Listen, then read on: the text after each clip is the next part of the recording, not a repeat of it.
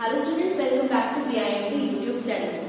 हम अपना next act करेंगे जो है हमारा वर्कमेन कंपनसेशन एक्ट 1923।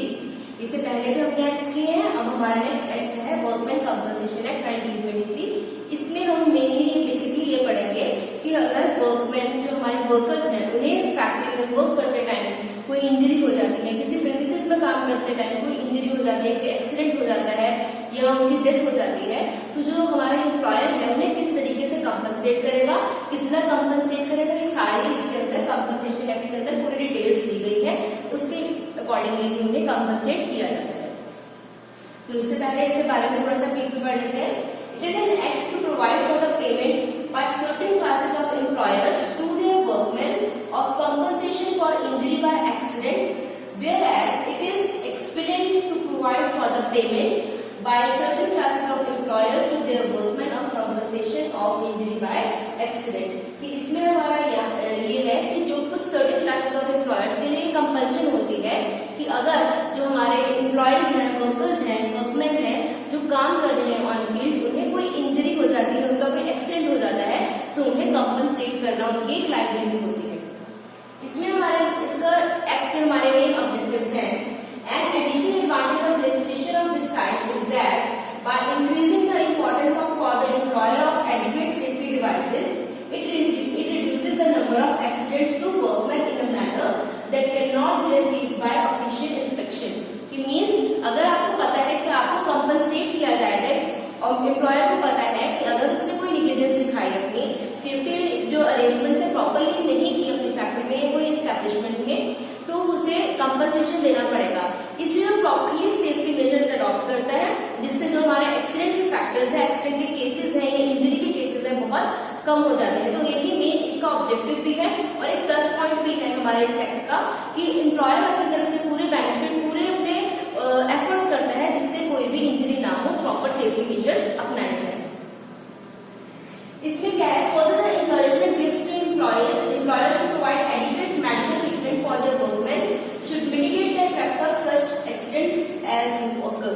कि जिस टाइम वो एक्सीडेंट्स होते हैं उस टाइम पर एक फर्स्ट एड अगर उन्हें फैसिलिटी प्रोवाइड की जाए तो हम एक्सीडेंट के जो ड्रॉबैक्स है या उसका जो नुकसान होने वाला है उसे हम काफी टाइम तक कम कर सकते हैं।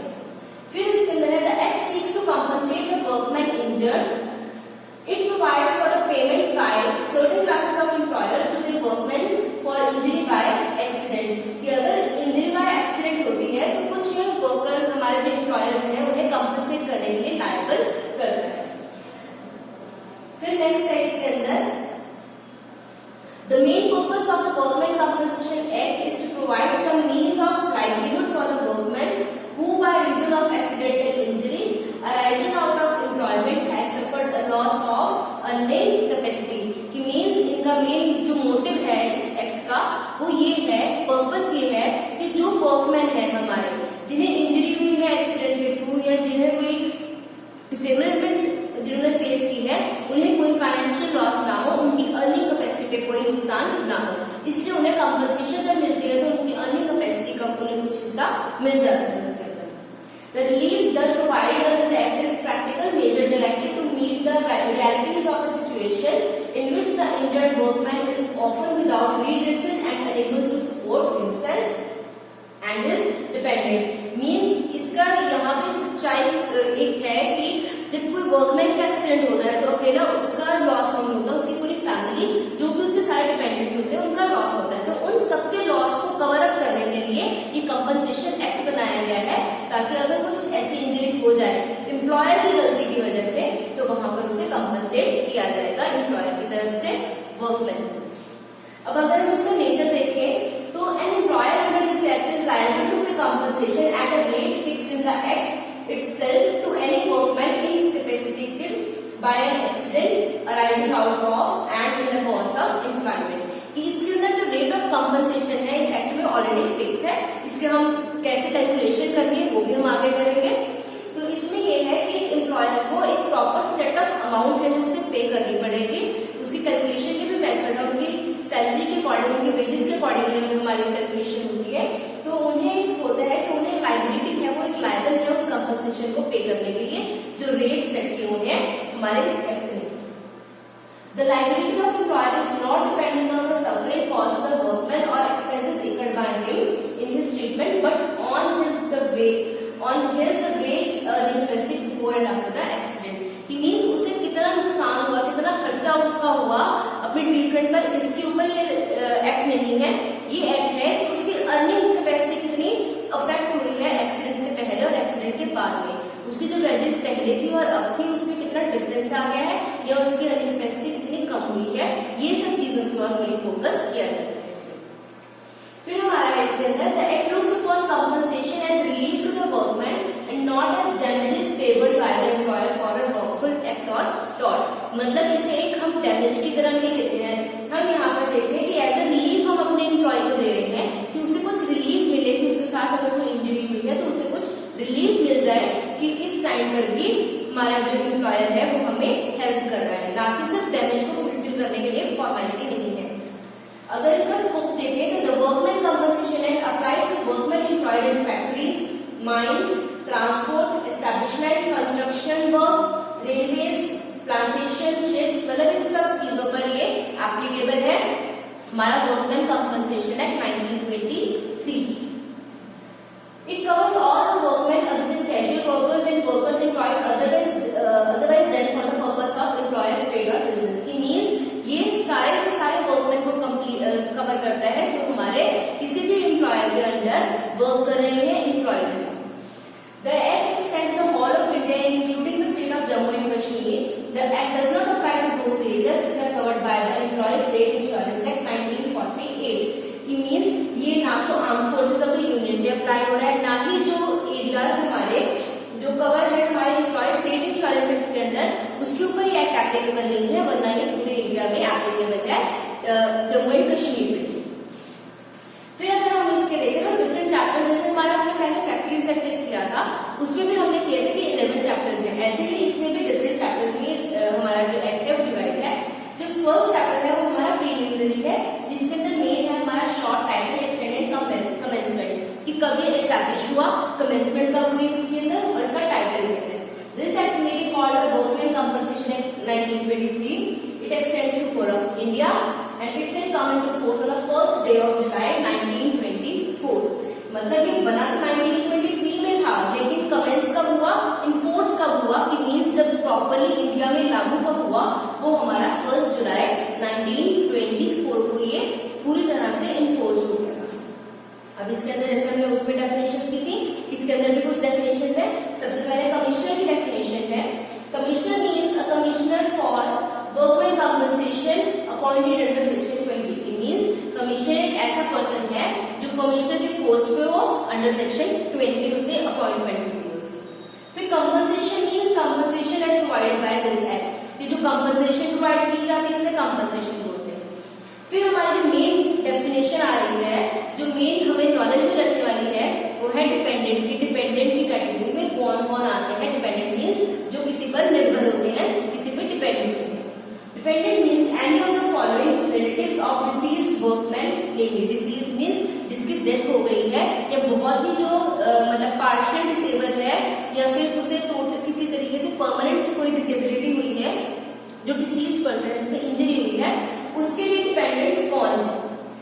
जो उसके रिलेटिव्स होते हैं। फर्स्ट ऑफ ऑल आते हैं अ विडो, अ माइनर सन और एन अनमैरिड डॉटर और अ विडोड मदर, कि या तो उसकी कोई विडो हो, जो हमारा वर्कमैन जिसकी डेथ हुई है उसकी वाइफ, माइनर सन हो सकता है इसमें उसका डिपेंडेंट, अनमैरिड डॉटर हो सकती है, और साथ में ही विडो मदर की मीन्स अगर उस लेबर की उस वर्कमैन की कोई विडो मदर है तो।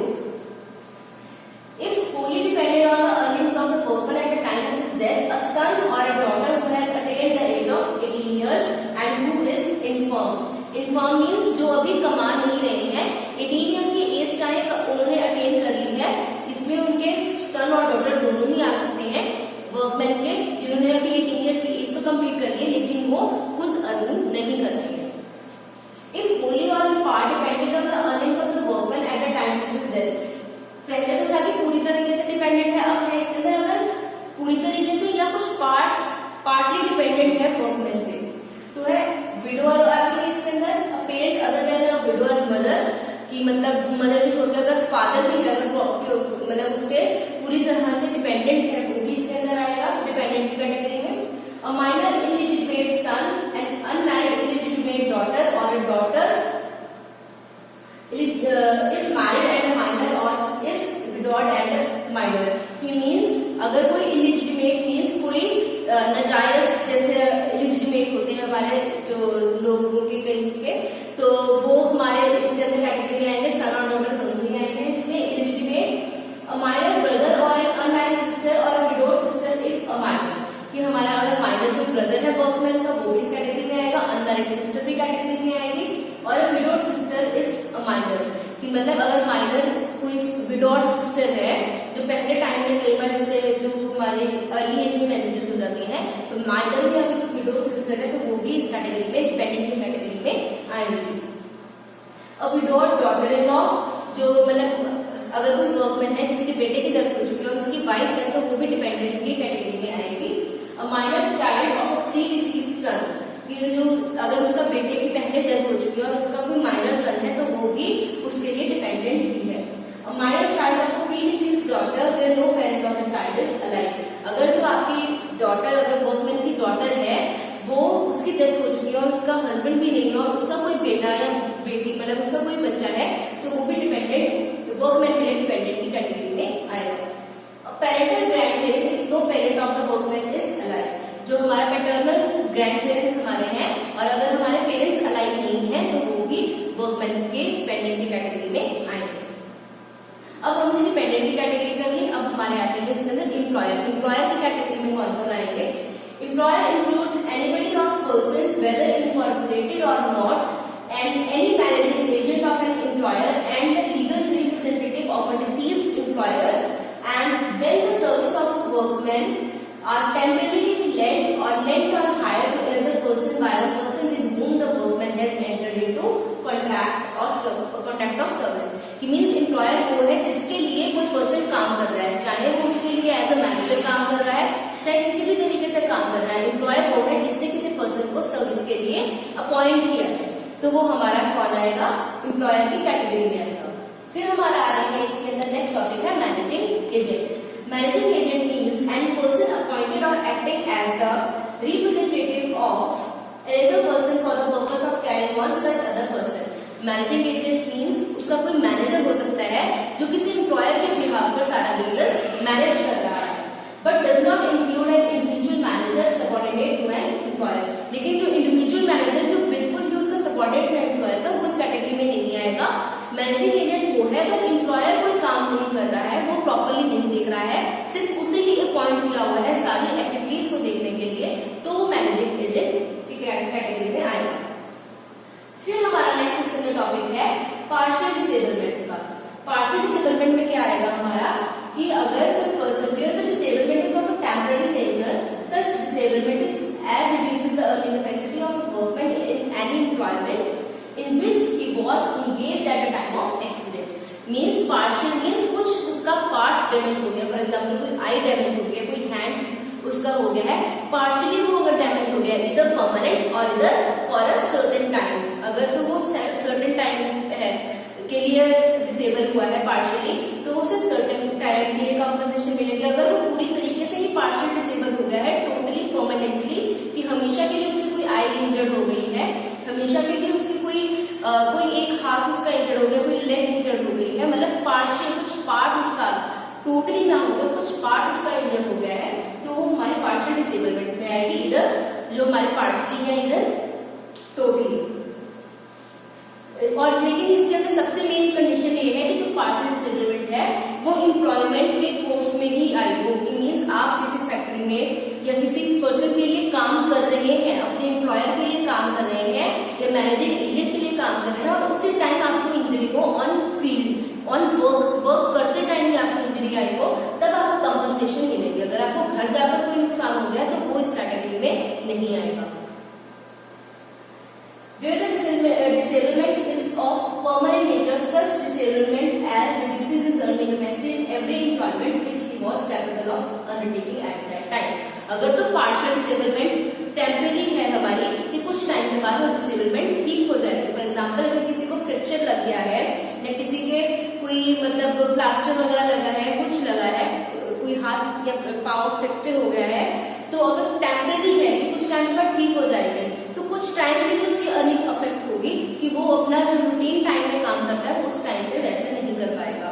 लेकिन जो परमानेंट हमारी होती है, जो डिसेबिलिटी होती है, पार्शियल डिसेबिलिटी परमानेंटली होती है, जो हमेशा के लिए, अगर किसी की टांग कट गई, किसी का हाथ कट गया, आई इंजर्ड होगी, ईयर इंजर्ड हो गया, मतलब कोई भी पार्ट, बॉडी पार्ट इंजर्ड हो गया for the whole time, partially injured हो गया है, तो उस केस में भी अगर जितनी उसकी अफेक्ट होती है अर्निंग कैपेसिटी, कि पहले वो जिस तरीके से काम कर पा रहा था और अब जिस तरीके से वो प्रॉपर अपनी इनपुट नहीं दे पा रहा है, तो उस अमाउंट पर उसे कंपनसेशन मिलेगी कि जितना उसे अफेक्ट हुआ है। नेक्स्ट इसके अंदर हमारी डेफिनेशन है क्वालिफाइड मेडिकल प्रैक्टिशनर की। क्वालिफाइड मेडिकल प्रैक्टिशनर हमारा वो होगा जो हमें एग्जामिन करेगा in time of injury. Means any person registered under any standard act, provisional act और any act of the legislature of state providing for the maintenance of a register of medical practitioners, कि उसकी proper maintenance के लिए उसे proper एक appoint किया हो, चाहे सेंट्रल गवर्नमेंट की तरफ एक्ट के अकॉर्डिंगली, किसी भी एक्ट ऑफ लेजिस्लेशन के अंदर उसे अपॉइंट किया हो। इसके अंदर और है हमारा इन एनी एरिया में no such last mentioned act is in force, any person declared by the state government by notification in the official gazette to be qualified practitioner of this act, कि मतलब उसे properly अगर mention किया हुआ है कि official gazette के through उसका नेम अनाउंस किया हुआ है कि ये मेडिकल प्रैक्टिशनर के अकॉर्डिंगली काम कर रहा है, प्रॉपर उसे सर्टिफिकेट उसे मिला हुआ है। फिर टोटल डिसेबल्ड में ये है कि प्रॉपरली टोटली डिसेबल हो गया है वो, इधर वो पार्शियली डिसेबल मतलब टेम्पररी बेसिस पे टोटल डिसेबल हुआ है या परमानेंटली हो गया है। टेम्पररी में जैसे पैरालिसिस का अटैक आ गया, थोड़े टाइम में कुछ भी काम नहीं कर पा रहा है वो, यानी उसे टोटल डिसेबिलिटी हुई है, वो इनकैपेबल है किसी भी तरीके का काम करने के लिए। अगर तो वो जो हमारी है पैरालिसिस थोड़े टाइम के बाद ठीक हो जाएगी, या कोई ऐसा चीज जो थोड़े टाइम के बाद ठीक हो जाएगी, तो वो हमारे टोटल डिसेबिलिटी में फिर हम उसे उस अकॉर्डिंगली ही कैलकुलेट करते हैं।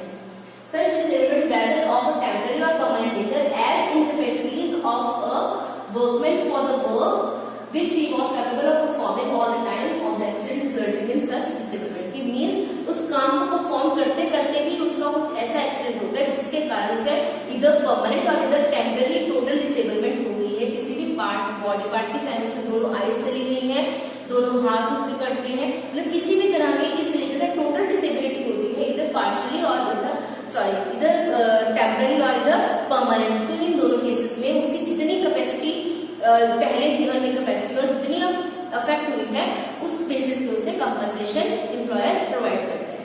ये हमारी मेन डेफिनेशन थी। इसके बाद हम अपने अगले टॉपिक अपने नेक्स्ट सेक्शन में करेंगे।